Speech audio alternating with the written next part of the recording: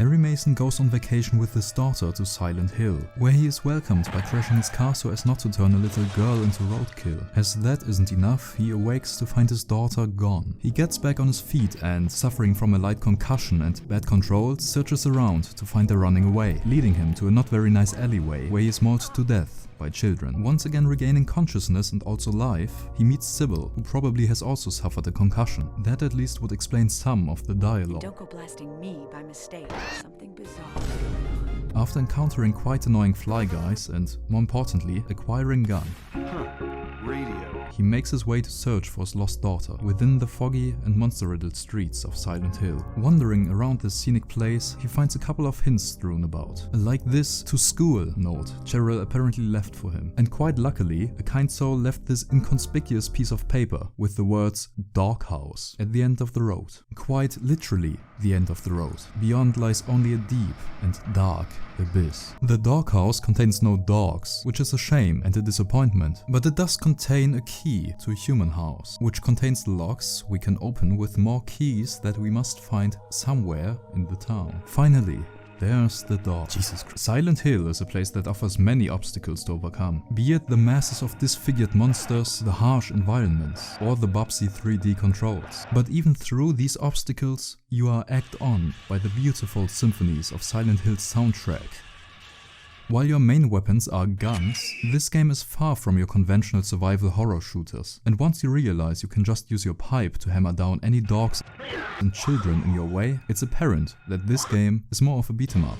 Alright, we'll be spending the night in the local elementary school, passing by the teacher's office, just like I remember back in the day. Even got the door painting. This picture of a door really is in bad taste. I'll be giving the school admin a call. Surprisingly, some of the children are also here at this unholy time of day. They do look a bit unsavory though. Who gave Jimmy a knife? This seems a tad British for an American small town. Let's show them the true American school experience. In the school, many a puzzle wait to be solved. They've even got the classic piano puzzle. Just really quite fun. At some point, Harry discovers what it truly means to be in Silent Hill. The place starts out looking disturbing, but later Harry is put into a yet more twisted hellscape version of this twisted hellscape. The ground turns to metal plates, walls turn blood-stained, elementary school turns into middle school. What the? Thanks for calling Domino's. Today's special is 2 hard topping.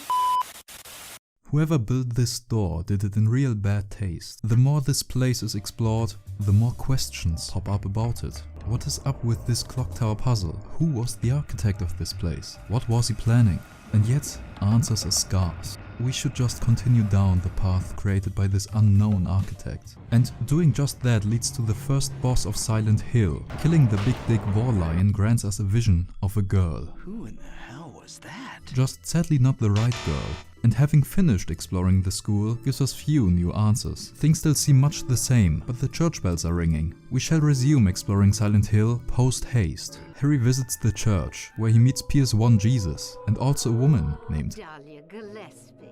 I knew you'd come. None of what you're saying makes any sense, nor does it sound believable. Got any sources? It was foretold by gyromancy. With Gillespie having explained all and everything to us in the most simple of manners, we now know to go to the hospital. With the magical Obamium in hand, bestowed to us by the transparent and trustworthy Dahlia, we now know exactly what to do. Do we? I hope we do. I sure as hell don't. We meet Dr. Kaufman. Hold it. We meet Dr. Kaufman. I'm Dr. Michael Kaufman. He works at this hospital. I work at this hospital. Dr. Kaufman is an utter You see dumbass, those unable to monsters? help Harry any further. His incessant mumbling Have you ever is seen crowned such by a swift aberrations? exit. But with all those monsters around, I highly doubt that she's... In this beautiful hospital that at times reminds one more of the Arkham Asylum if it were built in 80s Yugoslavia than, well, a hospital, he must collect all the plate things, I guess. The hell kind of hospital is this? And there's tentacle hentai things. Harry meets many a monster nurse. And a more regular nurse. Only 20 seconds of having to talk to a real woman lead to Harry experiencing a mental breakdown. After having lost his consciousness for the 3rd time, he awakens next to Dahlia Gillespie. Yes, Dahlia Gillespie. Good old Dahlia always has some new, very understandable and clear information for us. What's going on? Darkness. She sends us to an old antique shop. In there we once again meet Sybil, who couldn't manage to leave Silent Hill. Harry! Dahlia Dahlia Gillespie. Do you know her? Dahlia Gillespie. No. At least we now know that Cheryl went to some lake or something. Harry goes toward a weird shrine, loses consciousness for the 4th time, and wakes up next to the woman who last caused his unconsciousness. After exchanging a few pleasantries, he Dahlia Gillespie. loses consciousness. He awakes in the dark world, alone this time. I'm starting to relate heavily to Harry, whose head must at this point probably be completely and utterly done in, after being attacked by a couple dozens of monsters and after losing consciousness again and again. Except for me, the cause of it is the fact we have to run around like a headless chicken through this town, with not much of a clue what's happening, constantly shifting our destination. I also relate heavily to these guys, because they look like corpses and I feel like one. Is that even a joke? Is that even something? I don't know. I need some sleep.